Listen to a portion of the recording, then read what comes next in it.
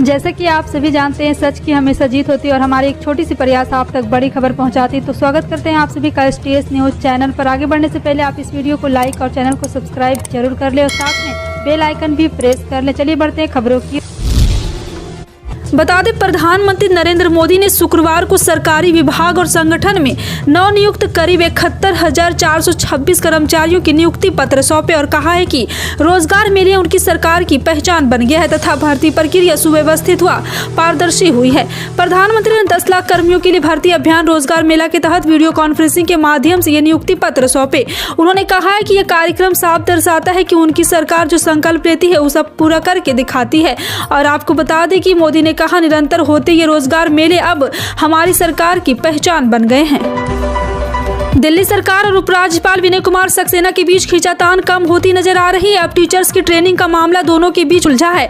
दरअसल दिल्ली सरकार ने टीचर्स को ट्रेनिंग के लिए फिनलैंड भेजने की तैयारी की, जिसकी फाइल उपराज्यपाल के यहाँ स्वीकृत नहीं हुई। इस पर दिल्ली सरकार ने फाइल दोबारा LG को भेजी है। आपको बता दें कि यहाँ पे केजरीवाल सरकार ने लगातार कोशिश जारी रखी है। पुरानी पेंशन को देश में कुछ राज्य सरकार ने लागू कर दिया। हाल ही में हिमाचल प्रदेश से बनी कांग्रेस ने भी इस वादे को पूरा किया, लेकिन रिजर्व बैंक ने पुरानी पेंशन योजना को लागू करने पर चेतावनी जारी की है। RBI ने कहा है कि राज्य सरकारों को इस कदम से वित्तीय प्रबंधन का एक बड़ा खतरा पैदा हो सकता है। RBI ने राज्यों की वित्त व्यवस्था पर वार्षिक रिपोर्ट जारी की है। इसमें रिजर्व बैंक ने कोरोना के बाद राज्यों के वित्तीय हालात की काफी बेहतर माना है, लेकिन साथ ही पुरानी पेंशन स्कीम को लेकर चिंता भी जाहिर की है। बिहार में हो रही जातीय जनगणना के खिलाफ याचिका सुनने से सुप्रीम कोर्ट ने मना कर दिया है। कोर्ट ने याचिका को प्रचार के लिए दाखिल बताया। साथ ही याचिकाकर्ता से ये भी कहा है कि वो चाहे तो हाई कोर्ट में याचिका दाखिल कर सकता है। सुप्रीम कोर्ट के जस्टिस BR गवई और विक्रम नाथ के बेंच के सामने 3 याचिकाएं सुनवाई के लिए लगी थी। यह याचिका NGO एक सोच एक प्रयास बिहार के नालंदा के रहने वाले अखिलेश कुमार और हिंदू सेना के अध्यक्ष विष्णु गुप्ता की थी। इन याचिकाओं में कहा गया था कि जनगणना अधिनियम के तहत राज्य सरकार को जनगणना का अधिकार नहीं है। सुप्रीम कोर्ट ने शुक्रवार को कहा है कि मुस्लिमों में बहुविवाह और निकाह हलाला प्रथा को संवैधानिक चुनौती देने वाली याचिका सुनवाई करेगी। इस मामले पर PEIL दाखिल करने वाले में से एक वकील अश्विनी उपाध्याय की ओर से दाखिल जवाब में चीफ जस्टिस DY चंद्रचूड़ और जस्टिस PS नरसिम्हा ने कहा है कि इस मामले पर एक नई 5 जजों की बेंच का पुनर्गठन भी किया जा सकता है। उत्तर प्रदेश के पहाड़ी राज्यों में पश्चिमी विक्षोभ के असर की वजह से शुक्रवार को बर्फबारी और हल्की बारिश हुई, जिससे सड़कों पर आवाजाही बंद हो गई और उड़ानों का संचालन प्रभावित हुआ। वहीं मैदानी इलाकों में न्यूनतम तापमान में इजाफा देखा गया। राष्ट्रीय राजधानी में शुक्रवार को सुबह न्यूनतम तापमान 10.6 डिग्री सेल्सियस दर्ज किया गया, जो सामान्य से 3 डिग्री अधिक है। भारत मौसम विज्ञान विभाग ने यह जानकारी दी। दिल्ली में अगले हफ्ते बारिश और ओले गिरने की भी भविष्यवाणी की गई है। कांग्रेस सांसद राहुल गांधी की भारत जोड़ो यात्रा शुक्रवार को जम्मू कश्मीर के कठुआ से शुरू हुई। इस दौरान हल्की बूंदाबूंदी में काली जैकेट पहने राहुल गांधी ने सुबह भारी भीड़ के साथ जम्मू कश्मीर के कठुआ से पदयात्रा शुरू की। जम्मू कश्मीर की ठंड में राहुल जैकेट पहने नजर आए। इस दौरान एक रिपोर्टर ने उनसे सवाल किया, आप जैकेट पहने हैं, क्या आपको ठंड लग रही? कठुआ में भारत जोड़ो यात्रा के दौरान एक रिपोर्टर ने राहुल गांधी से जैकेट पहनने और ठंड को लेकर सवाल किया।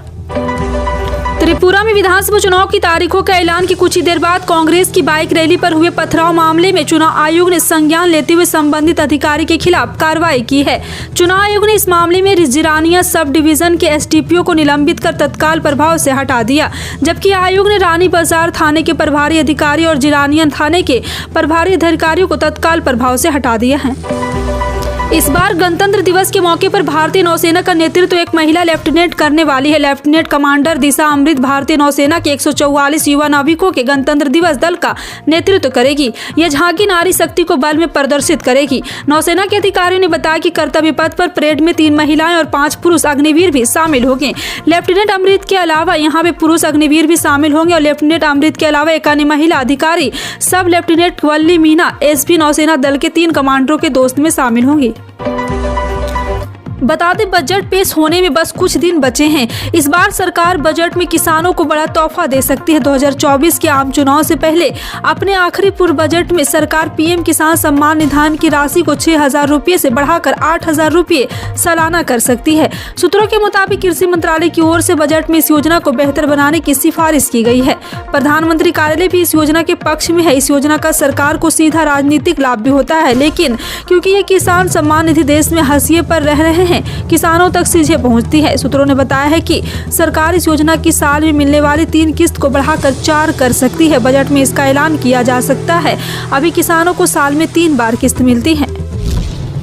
2024 लोकसभा चुनाव को लेकर सभी राजनीतिक पार्टियां तैयारियों में जुटी है। एक तरफ राहुल गांधी कन्याकुमारी से कश्मीर तक भारत जोड़ो यात्रा के जरिए कांग्रेस में जान फूंकने की कोशिश कर रहे हैं, तो वहीं विपक्षी पार्टियां तीसरे मोर्चे की कवायद में जुटी है।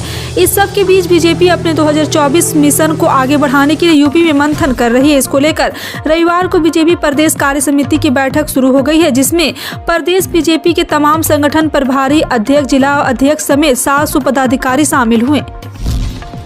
हर रोज हजारों लोग ट्रेन में सफर करते हैं। ऐसे में यात्रियों की सुविधा के लिए भारतीय रेल डेवलपमेंट कार्य भी करता रहता है, जिसकी वजह से कई बार ट्रेनें रद्द करनी पड़ती है, तो कुछ ट्रेनों के रूट को डाइवर्ट भी करना पड़ता है। हालांकि यात्रियों को परेशानी न हो, इसके लिए रेलवे अपनी आधिकारिक वेबसाइट inquiry.indiarail.in पर जरिए प्रभावित ट्रेनों को जानकारी भी देती है। और आपको बता दें कि सुबह 10:30 बजे से 22 फरवरी 2023 को 396 ट्रेनों को पूरी तरह से रद्द किया गया है।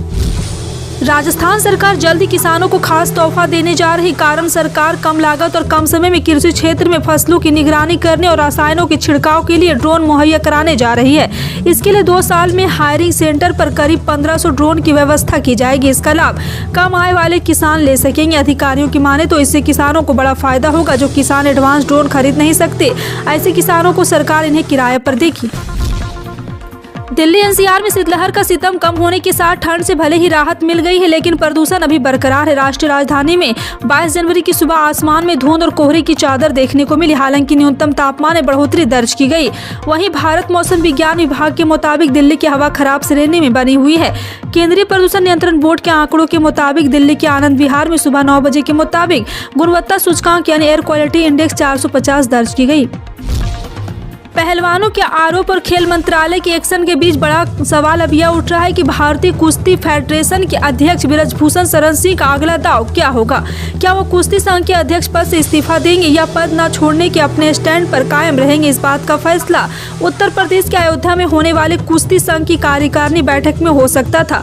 इस बैठक में ब्रजभूषण शरण सिंह ने अपना पक्ष कार्यकारिणी के सदस्यों के सामने रखने वाले थे। फिर उनके अध्यक्ष पर बने रहने या हटने पर चर्चा होने वाली थी। भारत में एक दिन में कोरोना वायरस संक्रमण के 140 नए मामले सामने आए और उपचाराधीन मरीजों की संख्या बढ़कर 1960 हो गई है। देश में कोरोना वायरस के सभी संक्रमितों की हुई लोगों की कुल संख्या बढ़कर 4,46,81,921 हो गई। केंद्रीय स्वास्थ्य मंत्रालय की ओर से रविवार सुबह 8 बजे जारी उद्यतन आंकड़ों के मुताबिक पिछले 24 घंटे में संक्रमण से मेघालय 1 तथा गुणवत्ता में 2 और मरीजों की जान जाने से देश में महामारी से मरने वालों की संख्या बढ़कर 5,30,763 हो गई है। उत्तराखंड के जोशीमठ में जमीन धंसने की घटना के कारण असुरक्षित इमारतों को गिराने का काम शनिवार को मौसम में सुधार के साथ शुरू हो गया। अधिकारियों ने बताया कि दरार वाली इमारत की संख्या बढ़कर 863 हो गई है। उन्होंने बताया कि जेपी कॉलोनी के निकट जल प्रवाह को घटाकर 136 LPM कर दिया गया है। आपदा प्रबंधन के सचिव रंजीत कुमार सिन्हा ने यहां संवाददाताओं से कहा है कि बिहार की राजनीति में सियासी बवाल मचा हुआ है। महागठबंधन में महाभारत के बाद कहा जा रहा था कि नीतीश कुमार एक बार फिर बीजेपी के साथ आ सकते हैं। पिछले कुछ दिनों से जेडीयू बीजेपी के खिलाफ नहीं बल्कि आरजेडी के खिलाफ हमलावर थी। इधर बीजेपी ने भी जेडीयू की तरफ से निशाना हटाकर आरजेडी की तरफ शिफ्ट कर दिया था। इसके बाद राजनीति के जानने वाले कह रहे थे नीतीश कुमार फिर बादल बदल सकते हैं। उन्होंने कहा है कि उपेंद्र कुशवाहा के बयान को भी इससे भी जोड़कर देखा जा रहा था, लेकिन अब एक बार फिर बीजेपी नीतीश कुमार पर हमलावर हो गई है। सोने में निवेश करने वाले निवेशकों के लिए अच्छी खबर आ रही। 26 जनवरी के बाद सोने के दाम में 1000 रुपये प्रति 10 ग्राम की तेजी देखने को मिल सकती है। इसका मतलब है कि सोने के दाम 57,000 रुपये के पार जा सकते हैं। इससे पहले निवेशकों को अमेरिकी जीडीपी के आंकड़ों का इंतजार है, जिसके कमजोर आने का आसार है। अगर ऐसा होता है तो डॉलर इंडेक्स में कमजोरी देखने को मिलेगी और सोने के दाम में उछाल देखने को मिलेगा। मौजूदा समय में सोना 57,000 से 342 रुपये सस्ता है। दिल्ली के मुख्यमंत्री अरविंद केजरीवाल रविवार को दोपहर में विदेश से ट्रेनिंग लेकर आए लगभग 1000 अध्यापकों से बातचीत करेंगे। देश का एजुकेशन सिस्टम भारत से कैसे अलग है, साथ ही उस सिस्टम को दिल्ली के स्कूलों में कैसे लागू किया जाए, इस विषय पर भी चर्चा की उम्मीद है। बता दें कि हाल ही में LGP सक्सेना ने दिल्ली के सरकारी स्कूलों के 30 टीचर्स को फिनलैंड भेजने के सरकार के फैसले पर रोक लगा दी थी। वहीं दिल्ली सरकार की ओर से टीचर्स को ट्रेनिंग के लिए फिनलैंड भेजने की फाइल दोबारा उपराज्यपाल को भेजी गई है। साथ ही LG से अपील की है कि टीचर्स की ट्रेनिंग में तुरंत अपनी स्वीकृति दे। रेलवे भर्ती बोर्ड ने वेतन लेवल 3 के नए non technical popular category result और कट ऑफ अंक की घोषणा कर दी है। उम्मीदवार अपने रिजल्ट और कट ऑफ जानने के लिए आरबीआई वेबसाइट पर जाकर देख सकते हैं। नोटिस के अनुसार चयन प्रक्रिया के अगले चरण में चयनित उम्मीदवार को दस्तावेज सत्यापन के लिए उपस्थित होना होगा। आरआरबी वेबसाइट की एक लिस्ट नीचे दी गई है जहां से उम्मीदवार रिजल्ट भी देख सकते हैं। फिलहाल आपका इन सभी खबरों पर क्या कहना है, कमेंट सेक्शन में टाइप करके जरूर बताएं। इसी तरह की पल पल की अपडेट जानने के लिए जुड़ रहे हैं आप अपने NTS न्यूज चैनल से। मिलते हैं अगली बड़ी खबर में, तब तक के लिए जय हिंद।